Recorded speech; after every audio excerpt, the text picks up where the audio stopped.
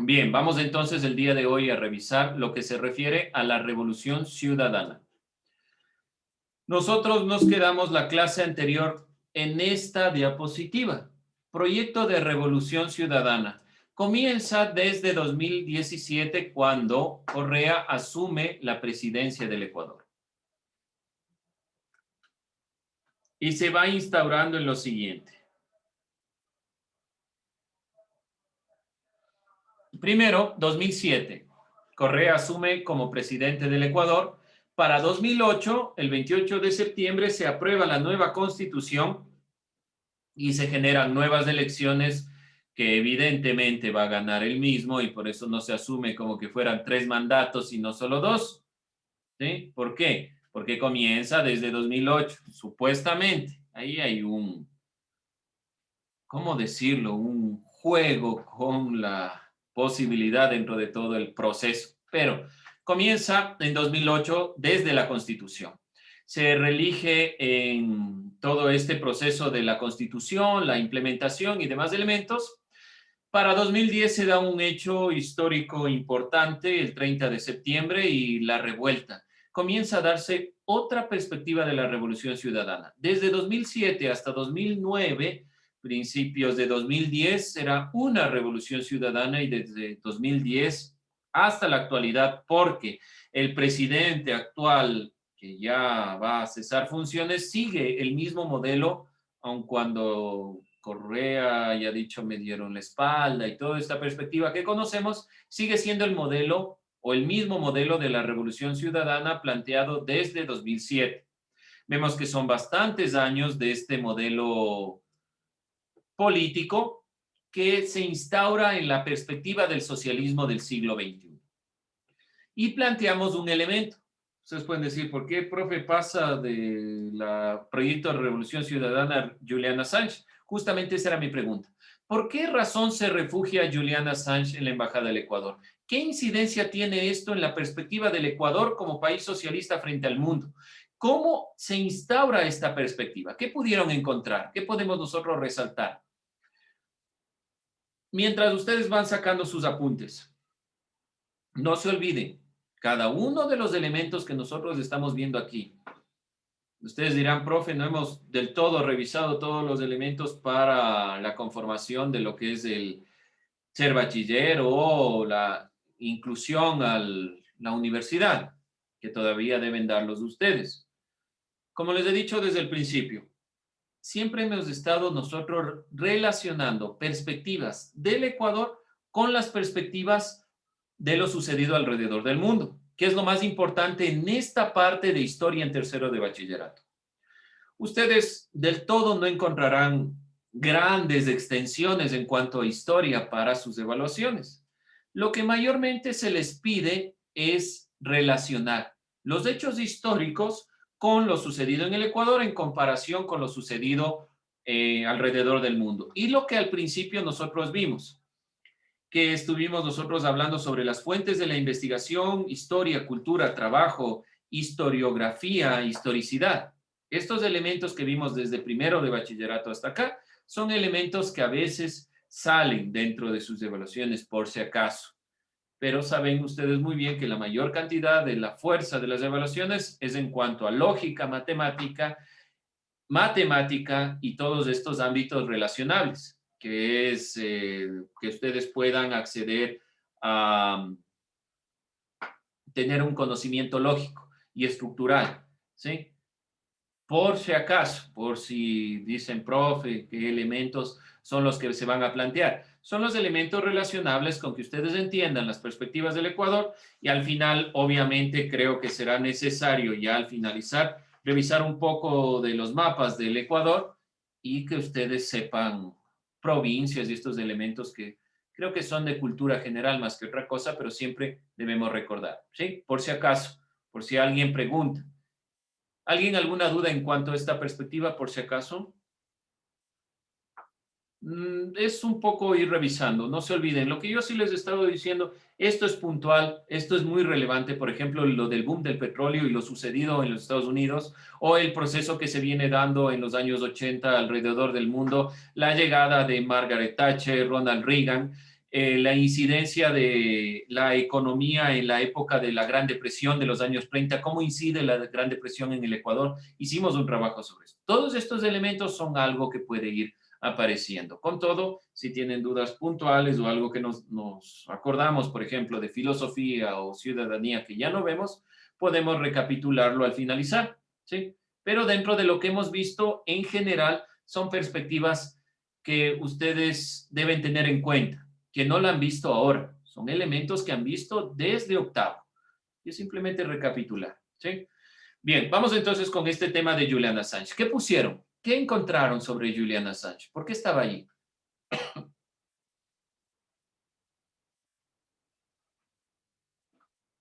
Creo que por eso se me va el internet, porque todos prenden a la vez el micrófono, entonces se entrecorta.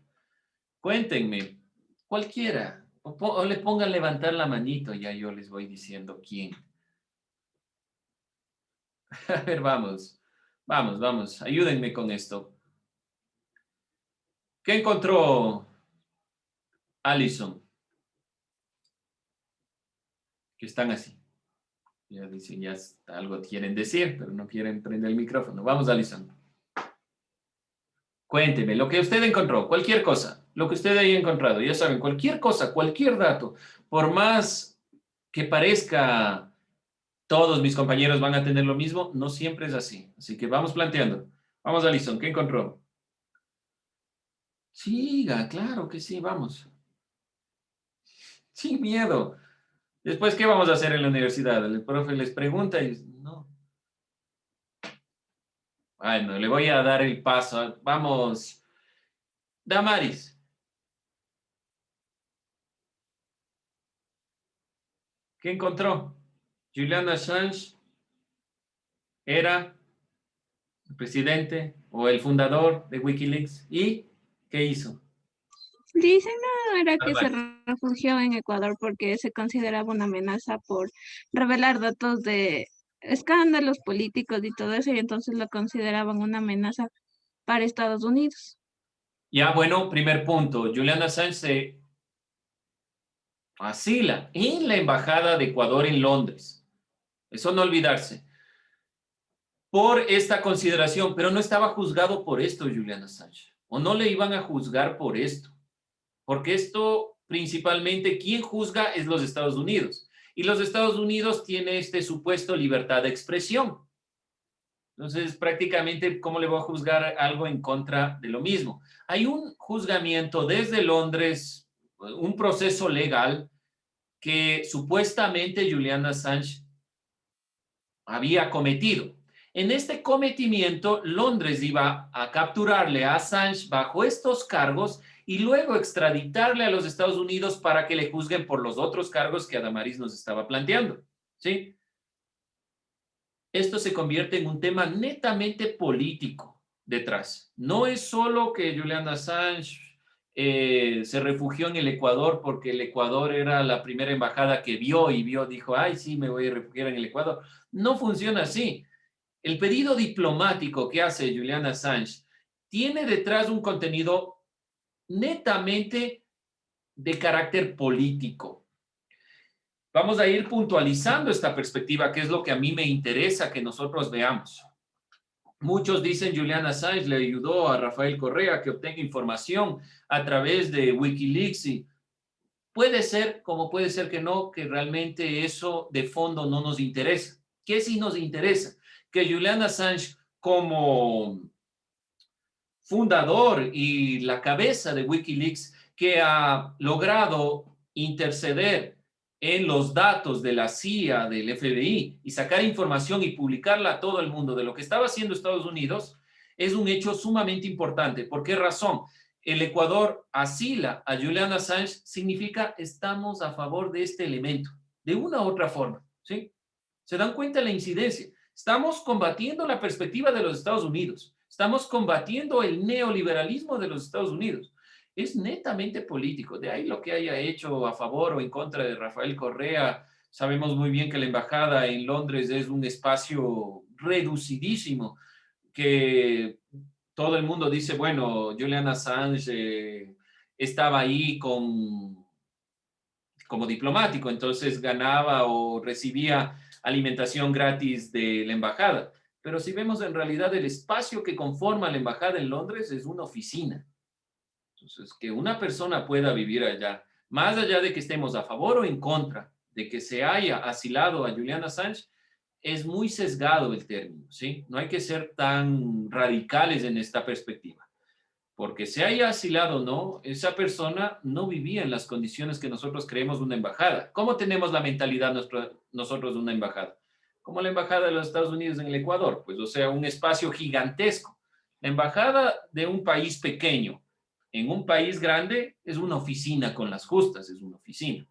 Por lo tanto, eso sí hay que considerar. ¿Por qué planteo esto? Porque el caso de Julian Assange es un caso que pasó a ser cada vez más trágico. Al momento que el Ecuador le quita el asilo con la llegada de Lenín Moreno, supuestamente para oponerse a la perspectiva de Rafael Correa, y es extraditado a los Estados Unidos, y quién sabe lo que pasa realmente con Julian Assange en la actualidad. Más allá de eso, en el ámbito netamente político, es claramente una postura no solo del Ecuador, sino de algunos países latinoamericanos de la época, es decir, estamos en contra de todo modelo neoliberal. Por eso recuerden cómo iniciábamos la clase anterior, revisando el neoliberalismo en la propuesta del feriado bancario en el Ecuador, porque el Ecuador desde el 2007 da un cambio, un giro en su propuesta. ¿Y en qué se basa principalmente esta visión de la revolución ciudadana? Y regresamos un poco también a la propuesta de Julian Assange.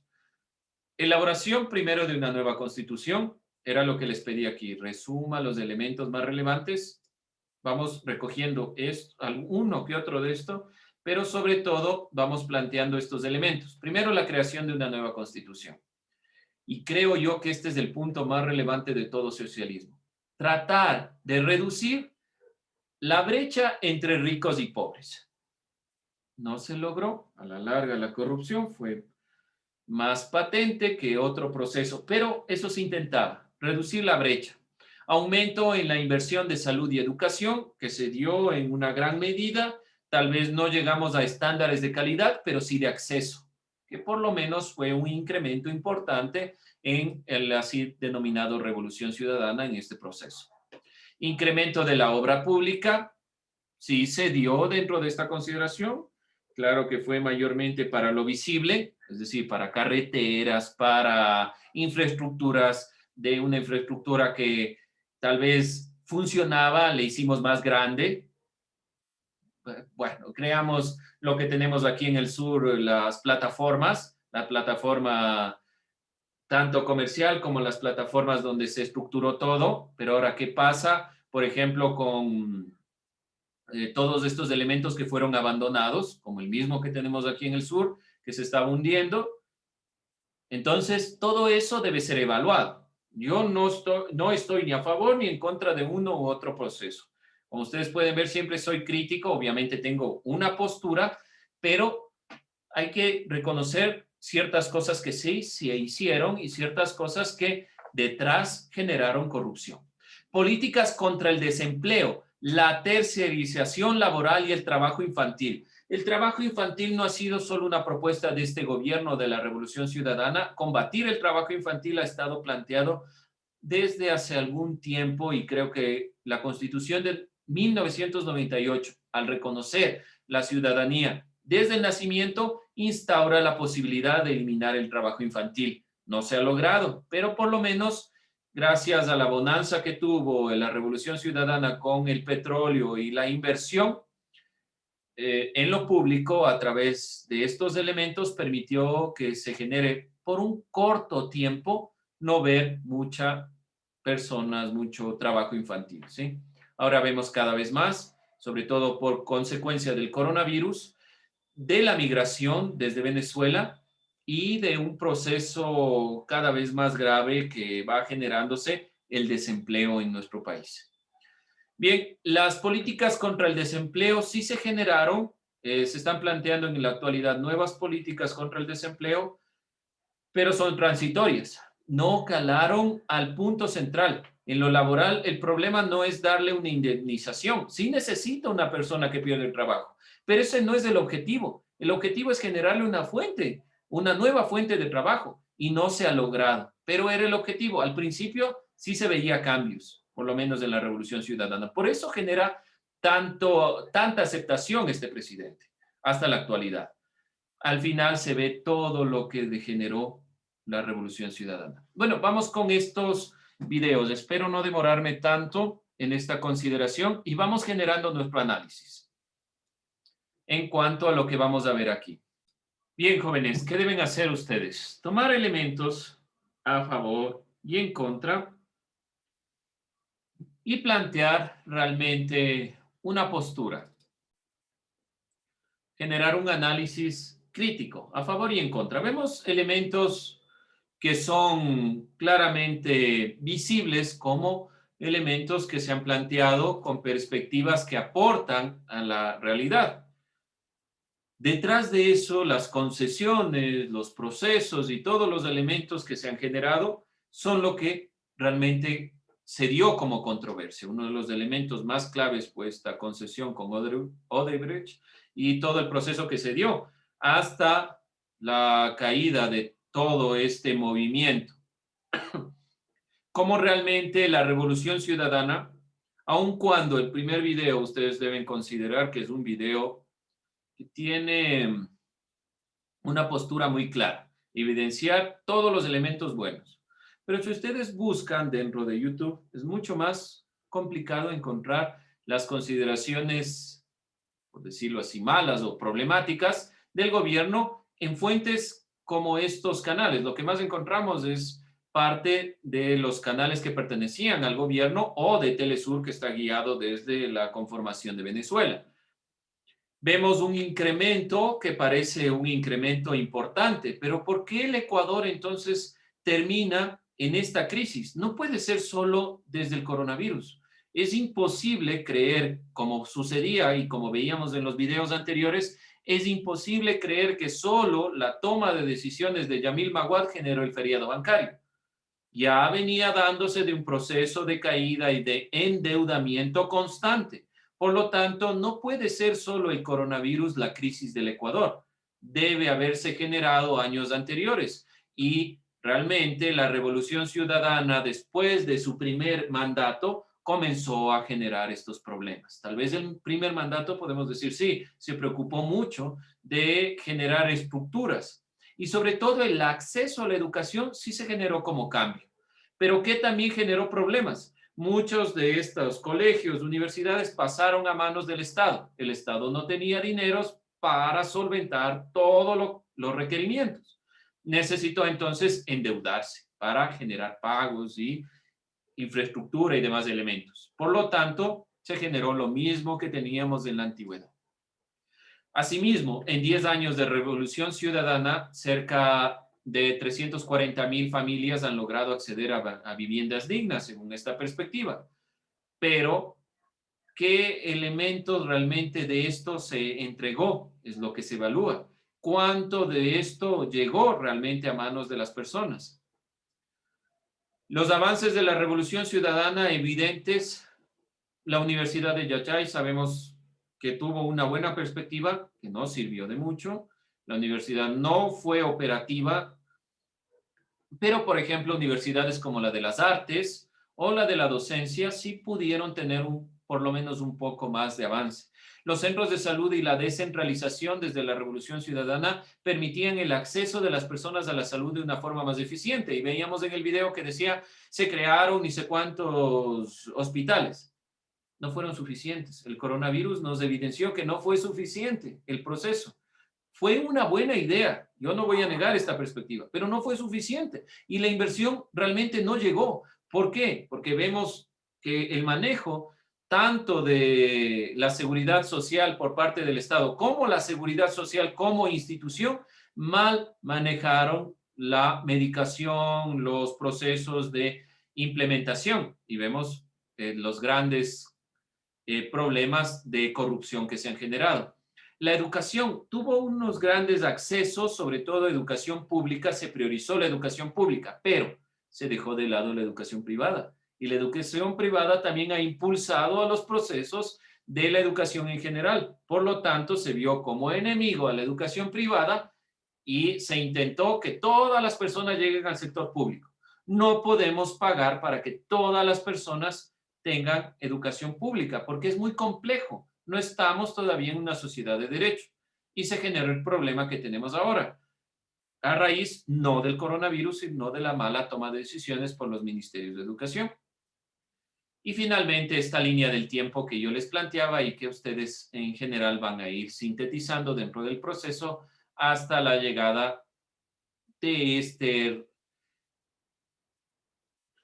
caída, diría yo, de esta revolución ciudadana. ¿Sí? Vemos que es claro que la gente también ha querido cambiar de perspectiva. ¿Por qué razón? Porque la propuesta del nuevo presidente está alejada del socialismo del siglo XXI.